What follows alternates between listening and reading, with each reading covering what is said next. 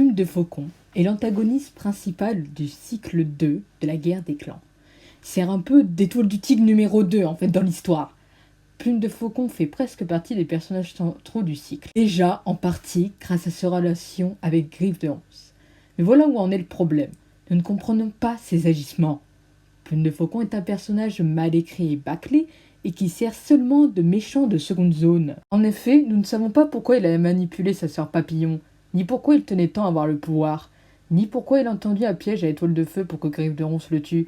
On ne sait pas non plus sa réaction quand son propre demi-frère le tue, ni pourquoi il a manipulé tant de chats de la forêt sombre et pourquoi il s'est battu à leur côté. On sait juste qu'il ressemble à son père, car Plume de Faucon est un chat imposant avec des larges épaules et c'est aussi un chat brun tacheté. Il partage aussi beaucoup de points communs avec son père dans la personnalité, puisque le personnage de Plume de Faucon est quand même très ambitieux et assez brutal.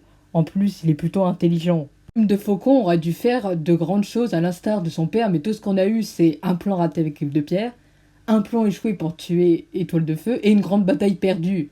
En plus de cela, Plume de Faucon, c'est un gros loser. Le personnage de Plume de Faucon mériterait une nouvelle ou alors un hors-série sur lui, comme ça on pourrait mieux cerner le personnage et de savoir le pourquoi du comment.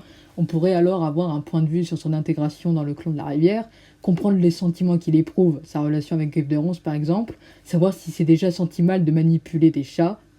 Beaucoup suggèrent qu'il ait rejoint son père pour avoir un de ses parents fiers de lui, mais en aucun cas dans la saga on remarque qu'il veut l'attention de son père. On ne l'a jamais vu agressif ou jaloux, quand son père par exemple donnait plus d'attention à Griffe de Ronce que lui. Sa mère, Sacha, l'a quand même abandonné dans un clan inconnu où Plume de Faucon a grandi sans figure parentale. Si les Erin auraient voulu développer le personnage, elle se serait peut-être appuyée sur ceci. Dans la série de mangas sur la relation amoureuse entre Étoile du Tigre et Sacha, on remarque que le personnage de Plume de Faucon, il a l'air d'être un chat apeuré qui n'a pas confiance en lui. C'était pas le chat qu'il est devenu après, et c'était plutôt son frère Tétard qui était le plus robuste, le plus fort, qui avait confiance en lui et tout. Cette série, Plume de Faucon perd son frère qui meurt suite à l'effondrement de là où ils étaient, de leur habitat.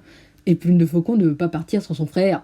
Du coup, il court pour venir le sauver, mais sa mère Sacha le sauve jusqu'à temps, et Plume de Faucon voit sous ses yeux son propre frère mourir. Tu sens qu'il est beaucoup plus affecté par la disparition de son frère que Papillon. Quand tu étais petit, tu ne te souviens pas forcément des événements que tu as vécus. Je pense que voir son propre frère mourir sous ses yeux, ça doit quand même marquer et faire un traumatisme. Plus, on aurait pu pousser sur le fait que Plume de Faucon ressente du ressentiment pour sa mère pour ne pas avoir aidé son frère et l'avoir laissé mourir. Du coup, Plume de Faucon aurait éprouvé une haine contre les chats domestiques. Ce ressentiment sera encore plus poussé quand Sacha décide de les laisser tout seuls dans le clan car il ne se sentait pas à sa place. On peut presque dire que Sacha a complètement abandonné ces chatons-là. De Faucon se serait alors senti complètement abandonné par sa mère et qu'il le vivrait très mal parce que sa mère l'a quand même abandonné. Il était quand même déjà petit et quand t'es petit, t'as besoin de figure parentale.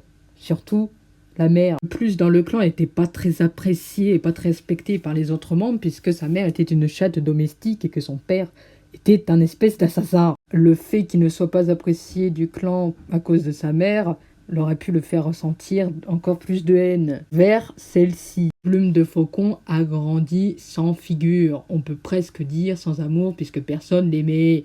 Les Erin auraient dû appuyer sur le fait qu'il est mal aimé, que c'est un personnage en manque d'amour qui cherche à tout prix de la reconnaissance. Il aurait pu aussi avoir une relation particulière avec Étoile du Léopard, puisque comme Étoile du Léopard a aimé son père et elle avait du coup une grande confiance en lui, ça aurait pu être une mère de substitution pour Plume de Faucon, et comme ça, Plume de Faucon aurait pu être loyal au clan de la rivière. De plus, il aurait pu poser des questions sur qui était réellement son père aux membres du clan de la rivière, ou à Étoile du Léopard, ou même Griffe de Ronce, puisque lui, il l'a plus connu que Plume de Faucon. Le profond désir de Plume de Faucon pour être lieutenant aurait pu s'expliquer du fait que Plume de Faucon recherchait l'amour qui lui manquait. De plus, les Erin auraient dû s'appuyer sur ses traumatismes où il parle de sa mère avec dédain et haine, et pourquoi pas faire revenir Sacha dans la saga, ce qui aurait été intéressant de voir la relation entre les deux. Ainsi que parler de la mort de Tétard, son frère, où il se sent coupable de l'avoir laissé mourir. Pour sa relation avec son demi-frère Griffe de Ronce, il aurait pu voir entre guillemets son frère mort réincarné sous ses yeux. Griffe de Ronce aurait pu lui rappeler Tétard et ce serait de ce fait que Plume de Faucon avait donc une grande estime pour lui. Pour sa relation avec sa sœur Papillon, on sait qu'il est exécrable et on ne sait pas pourquoi il est exécrable avec sa sœur.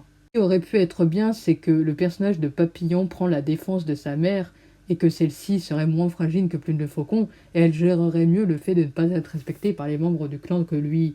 Le fait aussi que Papillon aurait plus de facilité à s'intégrer dans le clan de la rivière, Plume de Faucon serait alors jaloux de sa sœur. Du coup, par jalousie, il lui ordonna de devenir guérisseuse pour montrer au clan une facette négative d'elle et pour que les membres du clan se tournent alors vers lui. Ensuite, le retour de son père peut faire de l'effet sur Plume de Faucon. Il cherche une personne qui aura un regard positif et bienveillant sur lui et veut à tout prix être aimé par son père. Il peut peut-être alors éprouver un peu de jalousie quand son père a une plus grande attention sur son frère que lui, ou alors en absence totale d'attention de la part de leur père qui n'est là que pour les entraîner et pour faire d'eux des chats comme lui, quoi. Ce qui aurait pu expliquer pourquoi Plume de Faucon fait tout pour que son père le remarque lui plutôt que son frère et pourquoi il devient le tenant, il complote avec Griffe de Pierre et le clou du spectacle, il tend un piège à Étoile de Feu pour que Griffe de Ronce le tue. Griffe de Ronce le tue lui, en plus d'une manière pas très agréable quand même. Le mec il se prend un espèce de bâton dans la gorge, hein, c'est pas fou.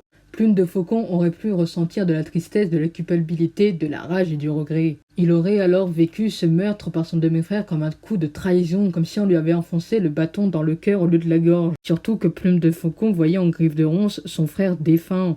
Ce serait comme si Tétard lui enfonçait un bâton dans la gorge. Dans la forêt sombre, il aurait pu réaliser qu'il est allé trop loin dans sa quête de reconnaissance et qu'il s'en veut profondément, même pour le fait d'avoir manipulé sa sœur Papillon. Puisque quand ils étaient petits, ils s'entendaient bien tous les deux. Il aurait pu regretter d'avoir été exécrable avec elle alors qu'au début, ils étaient très proches. Dans la saga, à aucun moment Plume de Faucon est montré en train de regretter ce qu'il fait. Il n'éprouve aucun remords ni regret. Pour sa relation avec Feuille de Lys, c'est un peu comme celle avec Griffe de Ronce. Plume de Faucon aurait alors entre guillemets un gros coup de cœur sur elle et qu'il l'estimerait particulièrement.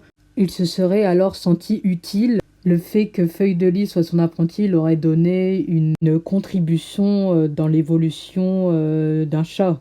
Que comme si le fait d'avoir entre guillemets élevé Feuille de Lys lui donnait un rôle important aux yeux des autres chats et de elle, puisque d'une certaine manière, Feuille de Lys respectait Plume de Faucon et l'aimait, et c'est ça que Plume de Faucon a manqué toute sa vie. Et puis quand Feuille de Lys décide de combattre aux côtés du clan des étoiles et qu'il apprend que c'était en fait une espèce d'agent secret, il le prend comme une énième coup de trahison, et du coup c'est pour ça qu'il veut la tuer. Et puis il se refait tuer par son demi-frère, et du coup la dernière chose qu'il voit avant de mourir, c'est son demi-frère qu'il a encore une fois tué. Cette perspective-là, on aurait pu comprendre les agissements du personnage. Plume de Faucon serait dépeint comme un personnage au cœur fragile et sensible qui a cherché toute sa vie la reconnaissance et l'amour qui lui manquait. C'est qui expliquerait davantage les nombreuses conneries qu'il a faites juste pour cela et qui expliquerait également pourquoi il a été mauvais et a fait de mauvais actes. Plume de Faucon aurait été alors un personnage tragique et ça aurait été plus intéressant de le développer de cette manière. Parce que le seul moment où Plume de Faucon a un moment entre guillemets un peu intéressant, c'est quand, dès qu'il se fait tuer, il avertit quand même son demi-frère que dans son clan il devrait se méfier parce qu'il a un camarade du clan qui est déloyal et à qui il ne faut pas faire confiance. Il le met donc en garde. Je trouve ça dommage que le personnage de Plume de Faucon n'a pas été davantage travaillé et écrit. Il n'a servi que de seconde zone et c'est vraiment une copie conforme de son père. Et pourquoi j'aurais aimé que les Erin écrivent un livre sur lui, que ce soit une nouvelle ou alors un hors-série pour qu'on sache les sentiments du personnage ainsi que ses problèmes psychologiques. Bon, j'espère que cette vidéo vous aura plu. N'hésitez pas à liker et à m'abonner à ma chaîne, ça me ferait plaisir. Et bonne fin de vacances!